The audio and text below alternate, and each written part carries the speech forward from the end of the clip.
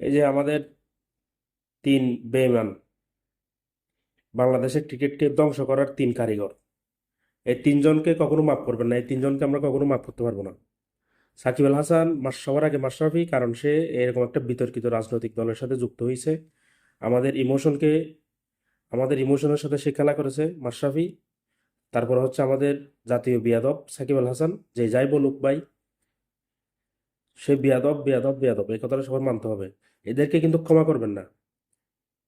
আবার কিন্তু এদের বাড়িঘরে পরিবারকে হামলা করার দরকার নাই। এগুলো কিন্তু খুব খারাপ কাজ, এগুলো থেকে বিরত থাকবেন। এদেরকে সামাজিকভাবে, সামাজিক যোগাযোগ মাধ্যমে এদের যারা ফলোয়ার্স আছেন সবাই ওনাদেরকে আনফলো করে দিবেন।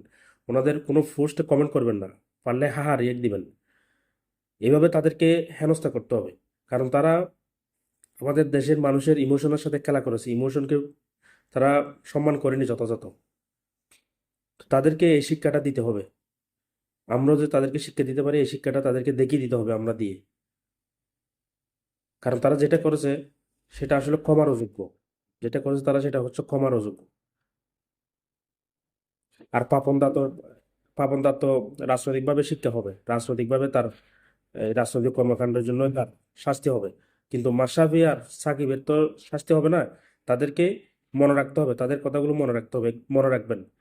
আর পরবর্তীতে এই ধরনের লোকদের ফলোয়ার হওয়ার আগে ভালোভাবে চিন্তা ভাবনা করে ফলোয়ার হবেন।